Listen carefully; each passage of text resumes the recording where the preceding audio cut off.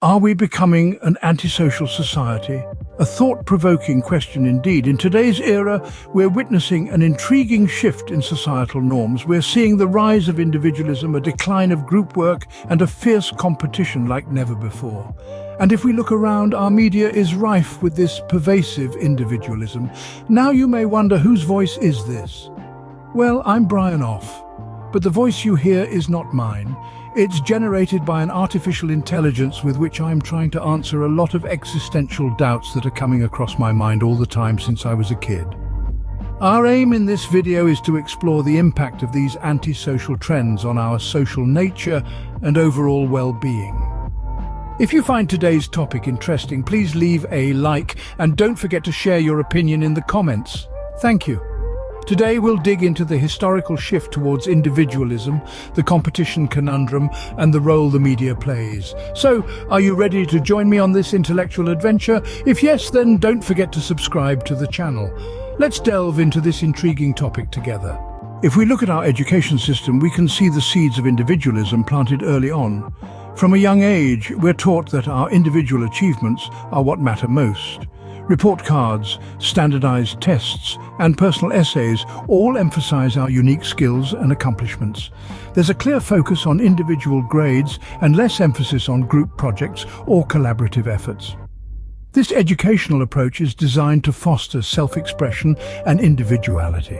It encourages us to tap into our personal capabilities, to think independently, and to stand out from the crowd.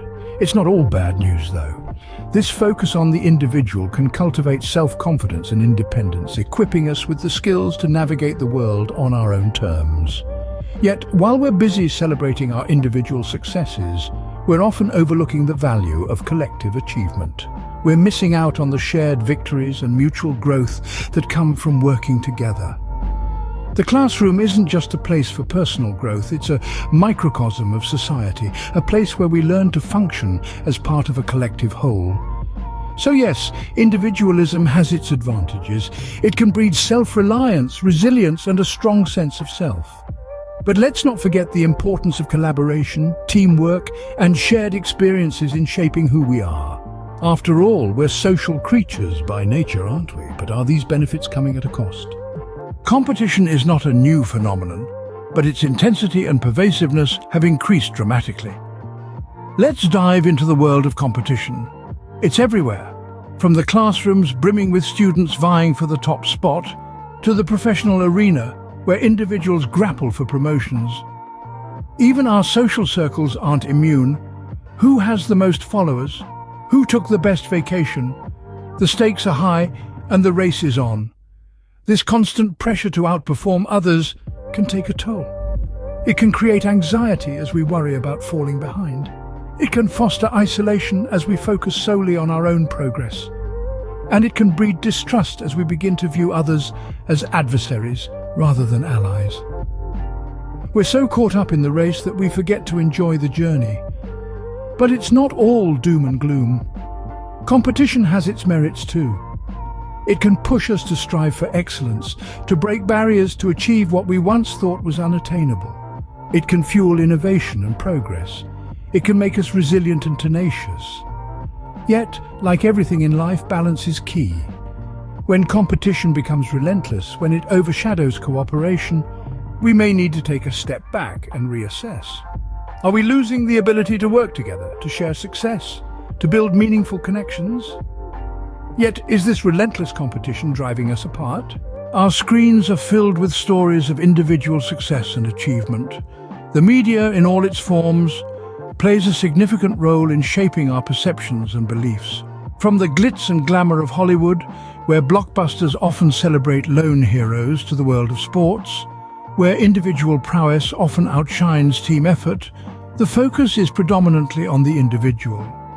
Advertising, too, emphasizes the power of one. It sells us the idea that we can transform our lives with a single purchase, that the right product can make us unique, successful, and envied. And then there's social media, the digital mirror that reflects back at us an array of carefully curated selves. It's a space where we constantly compare our behind the scenes with everyone else's highlight reel. This constant comparison can lead to feelings of inadequacy and isolation as we strive to match up to an often unrealistic standard. But it's not all doom and gloom. The media can also be a powerful tool for promoting diversity and fostering self-acceptance. It can tell stories that challenge stereotypes, celebrate differences, and remind us that it's okay to be ourselves. Yet, the question remains. Are these messages of individualism and comparison distorting our understanding of success and fulfillment? Are we missing out on the joy of shared accomplishments and the warmth of community? It's something for us to ponder as we navigate through our increasingly individualistic world. Humans are social beings. Our health and well-being depend on our connections with others. Indeed, we thrive on social interactions, community engagements, and shared experiences. Our connections with others provide us with a sense of belonging, validation, and emotional support. They help us grow, learn, and navigate the challenges of life. Unfortunately, we live in a time when loneliness and social isolation are on the rise. Studies show that these conditions can lead to a host of health issues, from heart disease to depression, and can even shorten our lifespan. These findings underscore the importance of maintaining strong social connections and remind us that we are not meant to journey through life alone. But how can we navigate this shift towards individualism and still maintain our social nature? It's about finding a balance. One alternative perspective is fostering collaboration. In a collaborative environment, we learn from each other, share ideas, and work towards common goals. This not only enhances our problem-solving skills, but also strengthens our social connections. Another perspective is empathy. Empathy allows us to understand and share the feelings of others. It bridges the gap between self and others, promoting mutual understanding and social cohesion. Community building is also vital. It involves creating and nurturing relationships within a group of individuals who share common interests or values. It's about working together to make our communities better and more inclusive. There are numerous examples of individuals who are making a positive impact on society through their actions. They're not just focusing on personal achievements, but also on contributing to the greater good. These individuals serve as role models, showing us that it's possible to balance individuality with social connection. So how can we find a balance between individuality and social connection? The answer lies in embracing the power of collaboration, empathy, and community building. It's about recognizing the value of relationships and the positive impact they can have on our lives. It's about understanding that while individuality is important, it's our social connections that truly enrich our lives. As we conclude, let's reflect on the societal shift towards individualism. We've delved into the rise of individualism, dissected the competition conundrum, and scrutinized the influence of media. Now, it's time to pull everything together, to look at the broad picture these pieces form, and to ponder on the implications of this shift on our society and on us as individuals. Our journey began with the exploration of the historical shift towards individualism, starting from our earliest years in education. We talked about how the focus on individual grades and limited group projects in primary schools are fostering a sense of individualism from a tender age. We discussed how this emphasis on self-expression and the development of individual identities can be empowering, fostering self-confidence and independence. These are undoubtedly valuable traits as they equip us to face the challenges of life with resilience and determination. Yet as we peel back the layers, we also see the potential downsides of such an approach. We discussed how an extreme focus on individual achievement can inadvertently undermine the importance of collaboration, cooperation, and community. It can make us lose sight of the fact that we, as humans, are inherently social creatures, wired to connect, to collaborate, to create together. Next, we ventured into the realm of competition. We explored how the increasing competition in academics, professional careers, and even our social circles can create an environment of relentless pressure. We discussed how this fierce competition could lead to anxiety, isolation, and a sense of distrust. Yes, competition can be a powerful motivator, pushing us to strive for excellence and achieve our best. But when it becomes pervasive, it can also breed a culture of comparison and discontentment, leading us away from authentic, meaningful connections. Then, we turned our gaze towards the influence of media.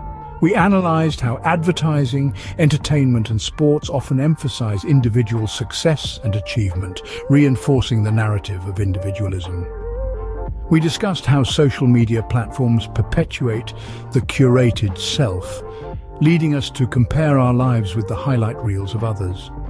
While the media can play a role in celebrating diversity and fostering self-acceptance, it can also amplify feelings of inadequacy and isolation. So we find ourselves at a crossroads, asking a crucial question. Are we sacrificing our social nature for individuality? It's a question that calls for deep reflection, for it touches the very core of our human existence. As we've discussed, social connection is vital for our well-being and health. Studies have shown the negative effects of loneliness and isolation, underscoring the importance of nurturing our social bonds. Yet, amidst the cacophony of individualism, competition, and media influence, we also find alternative perspectives that shine a light on collaboration, empathy, and community building. We find inspiring examples of individuals who are harnessing their unique talents and skills not just for self-fulfillment, but also for contributing to the social good. As we move forward, let's carry these reflections with us. Let's question the societal shift towards individualism and consider potential solutions. Let's remember that while our individuality makes us unique, our social connections make us human. Let's strive to create spaces that celebrate both our individual talents and our collective strengths. Let's foster a culture that values not just competition, but also collaboration. Not just individual success, but also shared progress. In the end, it's about balance. It's about recognizing that our individuality and our social nature are not mutually exclusive, but rather two sides of the same coin. It's about understanding that while we can strive for personal achievement, we can also cherish our social bonds. It's about realizing that we can be both unique individuals and integral parts of our communities. As we wrap up, I invite you to reflect on these points. Consider the societal shift towards individualism and its implications. Think about the potential solutions and how you can contribute to them. Remember, change begins with awareness, and awareness begins with reflection. Remember, it's about finding a balance.